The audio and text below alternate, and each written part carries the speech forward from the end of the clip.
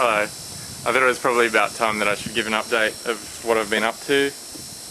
I'm now standing in the remains of the church of Santa Ana in the mission of the same name.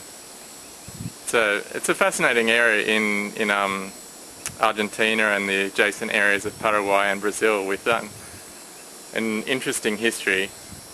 It could have been one of the happier stories of European contact with the native Indians. It's starting in around 1609.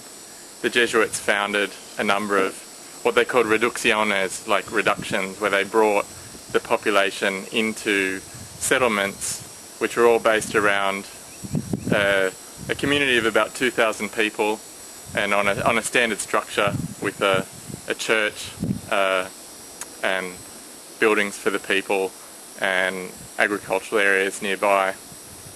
And they're so successful in their efforts of bringing, aspects of European civilization to South America that the Guarani moved into the settlements in quite large numbers.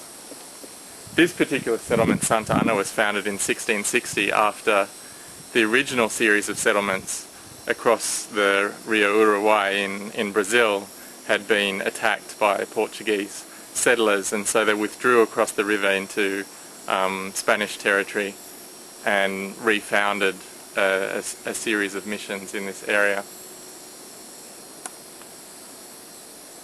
The Jesuits were quite successful, and probably too successful, and one of the results of that was the secular authorities in both what's modern day Brazil and Argentina became jealous of their success and suspicious of what they saw as becoming sort of a mini, sort of separate theocratic state over which they had no control.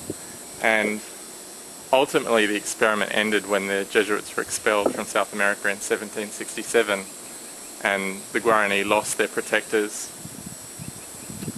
And sometime after that, in this case in 1817, the settlement here was finally destroyed and the people driven away. And since then was allowed to grow over with jungle.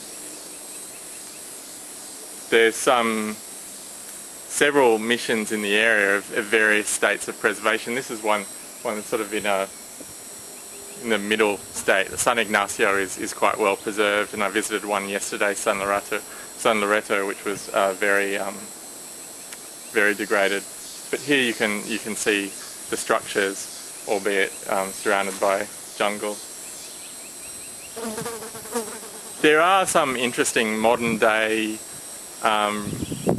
hangovers from that period though, because it wasn't all ended in 1817. I mean, one of the curious results is that because the Jesuits made a decision to use Guarani, the local native language, for their proselytizing mission, it meant that Guarani developed a literature, and Guarani is now one of the official languages of Paraguay across the border of the Paraná River. And it's one of the few indigenous languages in the world where a sizable proportion of its speakers are actually descendants of immigrants. So there are more people of mixed race background in Paraguay than there are indigenous people, and yet a good 30-40% of the population speaks Guarani. So interesting there.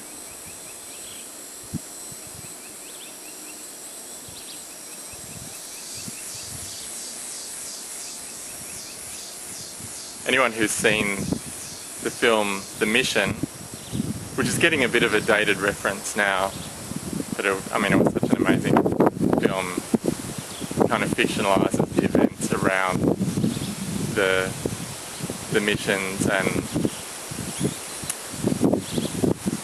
the subsequent destruction, plus some glamorous shots of Iguazu thrown in for good measure with priests climbing up waterfalls and so on.